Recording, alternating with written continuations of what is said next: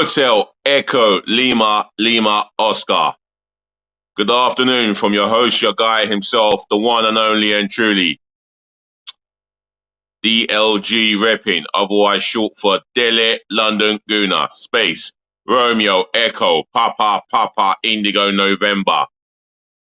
Yes, it's another match preview for the Gunners involving a Premier League game, top of the table clash, first versus third. Mikel Arteta versus Erik ten Hag. Arsenal v Manchester United. The big one tomorrow. Forget about the other fixtures. This is the main big one tomorrow. So before getting to my preview, make sure that you smash the thumbs up like button for me. Show me love, joy, and respect, yeah? By showing me the thumbs up like button for me, yeah? Speaking of love, joy, and respect, yeah? Make sure you share this channel virally all over the globe, especially amongst your friends and your relatives. And if you're watching me for the first time, yeah? Welcome on board. I don't care where in the world you're from, what race you are, your age, this, that, and the other. This is the westernized guy speaking here, yeah? Make sure that you share this channel all over the world, yeah? Especially to your friends and your relatives. And tell them to share it amongst their friends and relatives, yeah? And on top of that, yeah? The comment section. If you want to give me your score prediction, even whether you're Arsenal, Man United, a neutral, if you're giving me your score prediction, yeah? Leave it in the comment section below.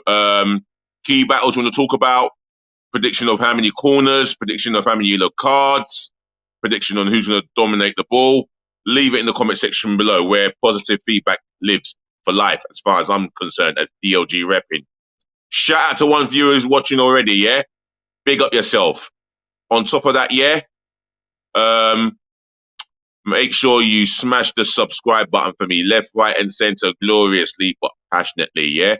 Let's see the number of subscribers going and flowing up.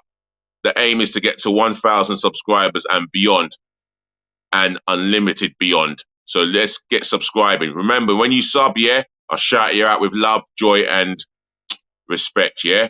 So get going, yeah? So, the preview to this game. What can I say? The history between two of the biggest management to ever grace British football in Arsene Wenger and Alex Ferguson. I don't call him S-I-R. Not for me. Just call him a great Fergie. For me, he had the greatest battles in the mid '90s to late '90s to the early millennium. Even now, it's not as intense as it was back then, but it's still a big fixture. The last previous meeting, we should have got a result. We did not deserve to lose 3-1. Any football purist that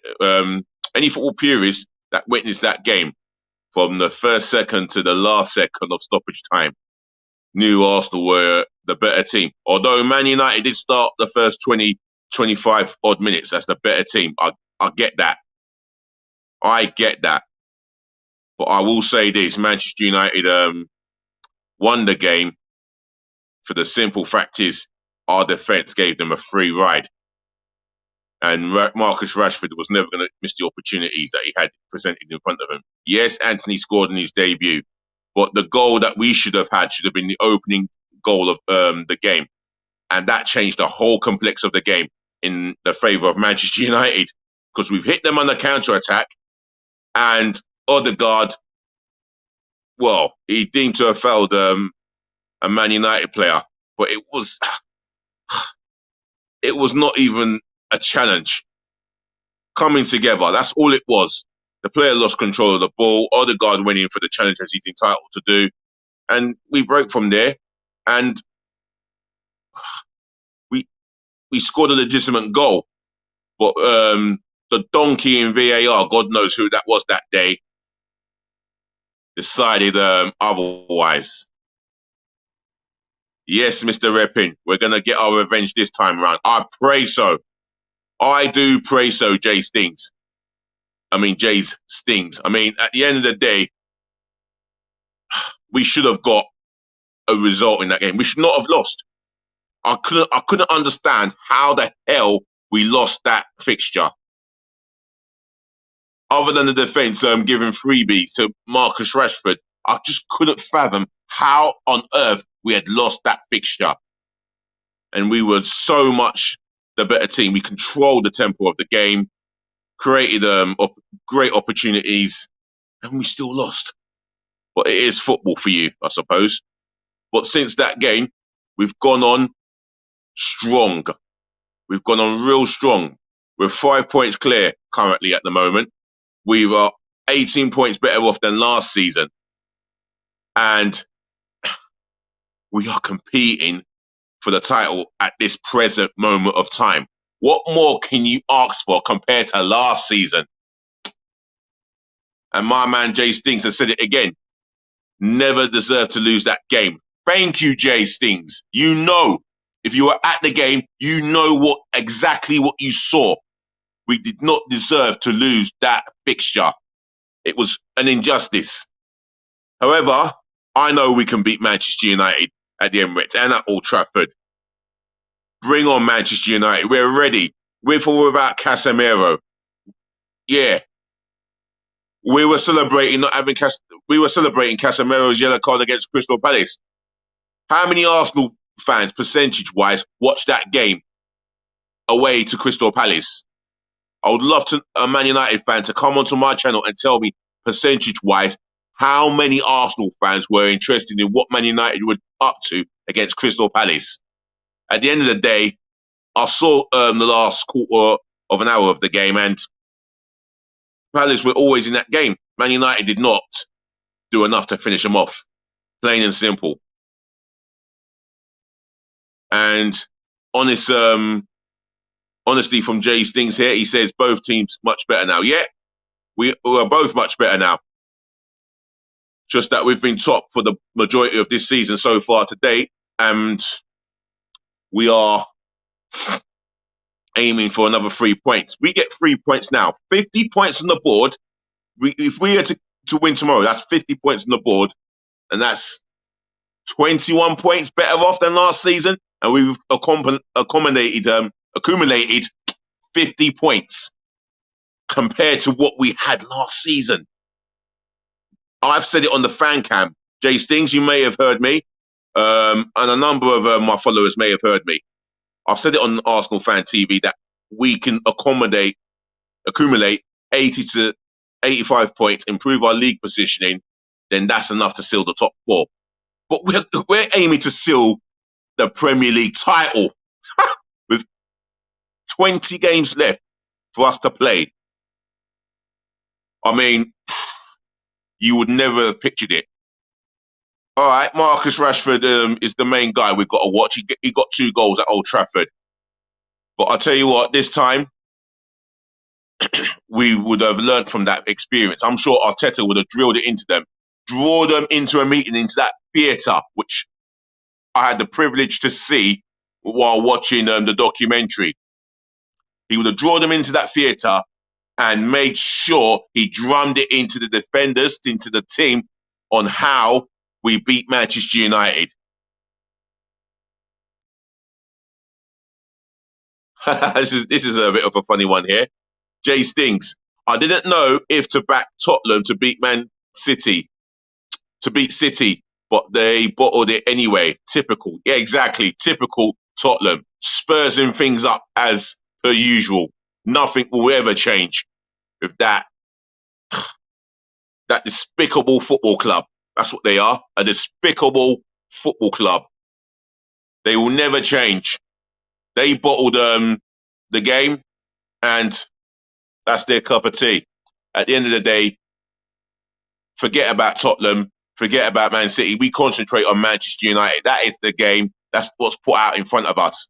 And we're going to concentrate and find a way to get one over one of our biggest rivals.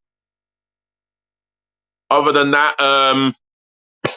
I'm going to go into my starting 11 and pick the starting 11 that I would go with.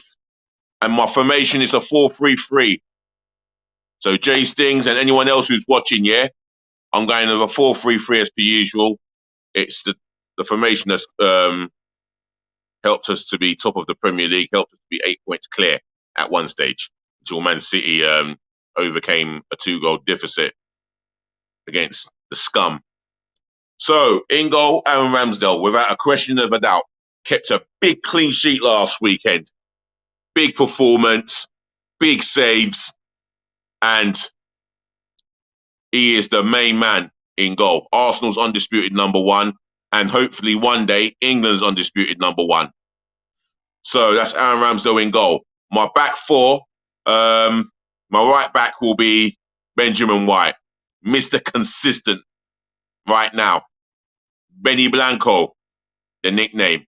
I mean, the way that he defends, he's 1v1s as good as Tomiyasu. Switched on as he's always switched on.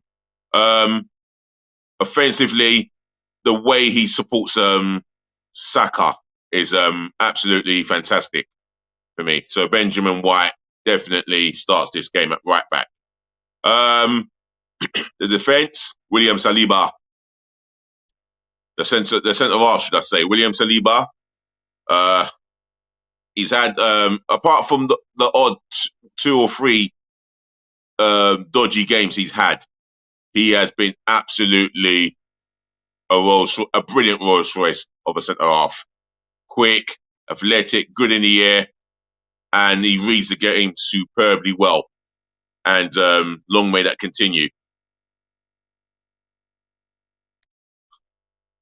Yeah, I agree with you there. I don't get it, Jay Stings. Ben White got called the Seaside Mustafi. Unbelievable. Whoever said that are eating their humble pies with a lot of dog's fowl, to put it nicely. Because that is whoever come up with that, well, that's just criminal. He's proven to be one of the best all-round defenders in the Premier League now, Benjamin White. On to Salaba's partner, Gabriel dos Santos Magalhães. How many times have I spoken his name in full? How many times will I continue to remind you all that this guy defends as if he's playing in a cup final in the favelas? He has been absolutely a colossus for us. Key to what we have done this season, and he will be key to this game. Gabriel dos Santos Magalhães. Left back, I'm going to go with Alexander Zinchenko. I think he has been absolutely amazing.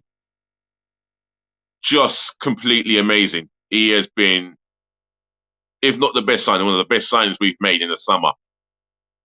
The guy is so calm and composed on the ball. Defensively, his one-on-ones are,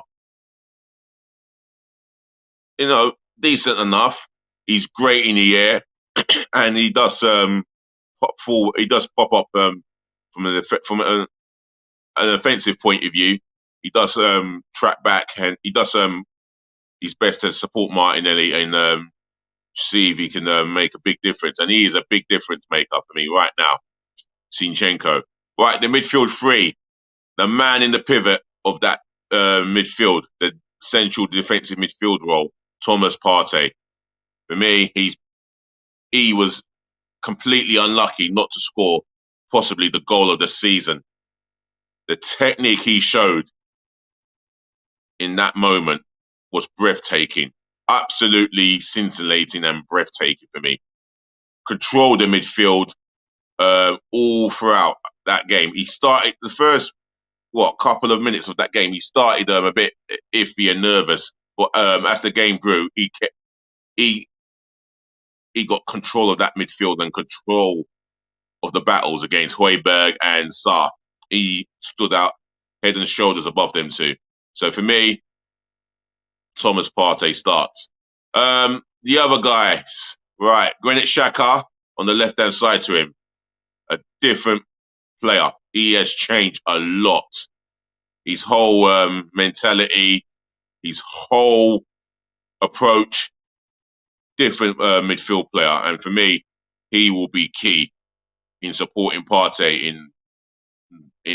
supporting Partey in the midfield battles, especially off the ball, and offensively supporting the front three as well. He's been all over that mid park. He's been all over that park since his change of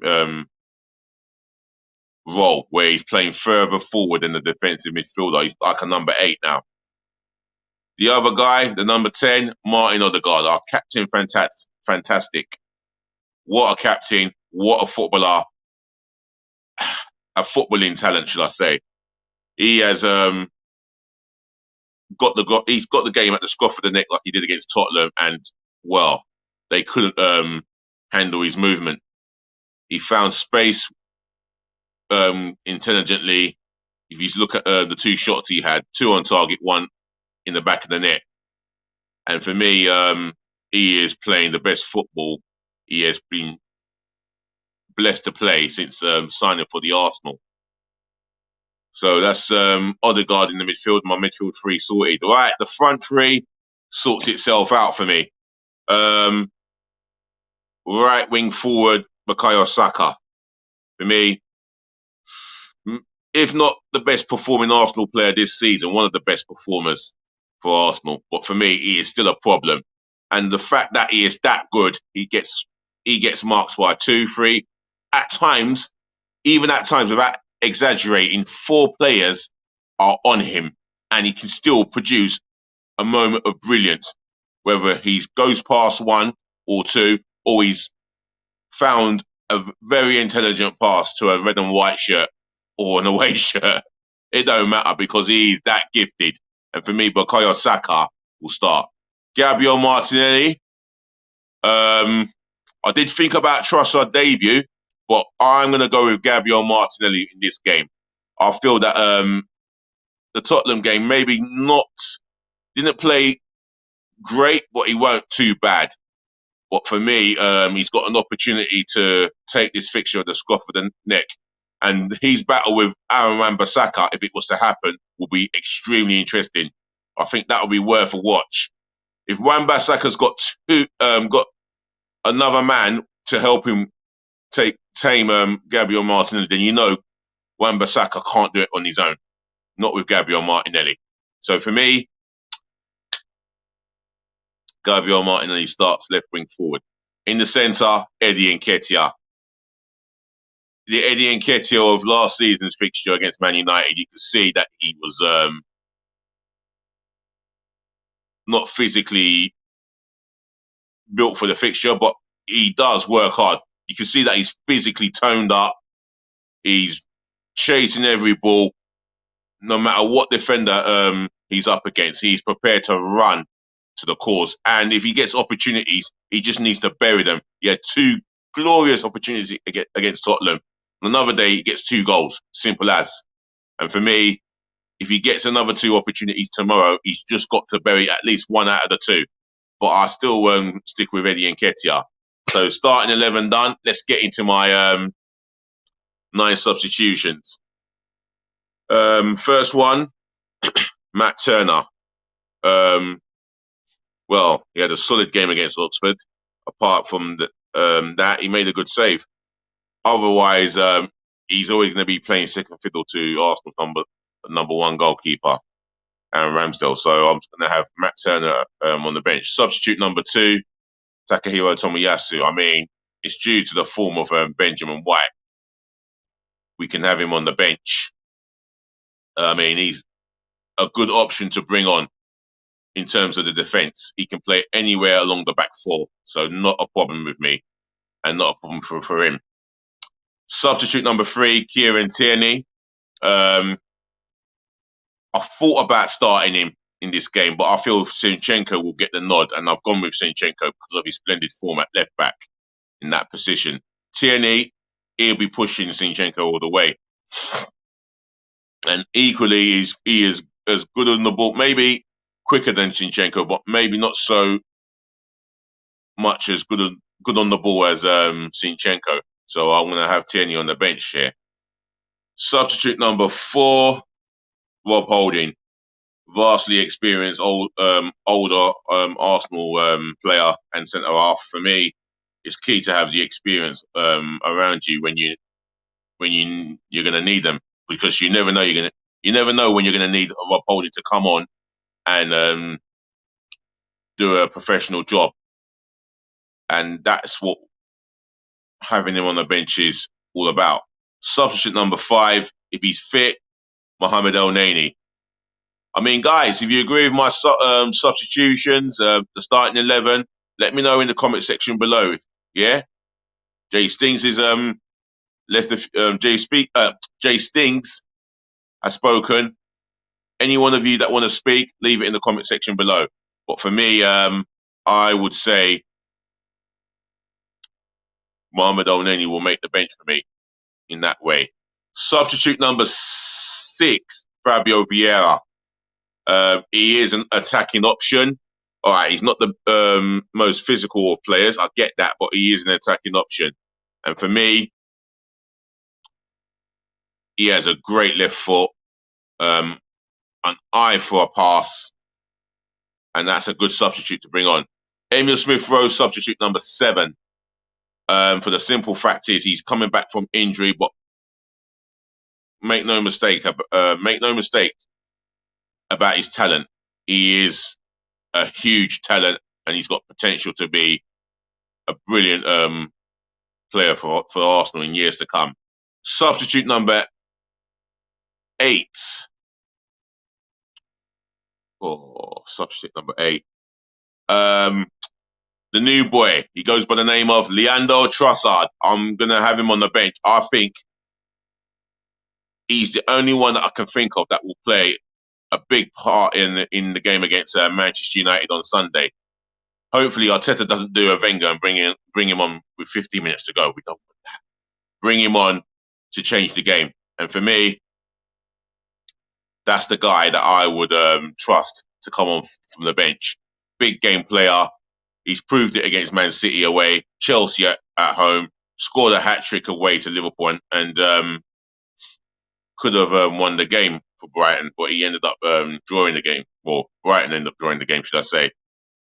But for me, he is a big talent with a big game reputation. So I'm going to have him on the bench. Substitute number 9, Marquinhos. A talented 19-year-old Brazilian, plays on the wing, preferably on the right. And he's the one that I would look to push for a loan spell next season in the summer, especially if we get Reece Nelson fit and maybe another winger. I'll push him out on loan. But other than that, that is my 9 substitutions done. And as for this stream, we're at the end. So all that I want to do is thank you all, as I do, yeah? And say again, what a lovely pleasure it is to do this content again, as always. So ladies, to the gentlemen, to the boys, to the girls who are watching, yeah? Thank you for listening. Thank you for tuning in. Thank you for watching. Saving the best to last, as I always do. Thank you so much for putting up with me and my enthusiasm. Otherwise, I'll be back again tomorrow while I'll be recording outside of the Emirates on my arrival. And watch out for my second recording, which involves the team lineup news for Arsenal. Otherwise, look after your friends, do look after your families, and make sure you do look after yourself, which is important. Over here in London, England, it's quite cold, so wrap up warm. More peace, more love, and more blessings again. And thank you to Jay Stings for your comments, yeah? Always appreciated. Your words are so comfy, so full of comfort, but full of sense as well. Otherwise, DLG repping. Remember, we're going to chat again, yeah? For real, we're going to chat again. Like, comment, share, and subscribe to the channel, yeah? Do all of that for me, yeah? And on top of that, yeah, just remember, please always be nice. And I do mean Always be nice. And Jay Stings, I will keep it up, yeah? Thank you. I'm out of here. Thank you again.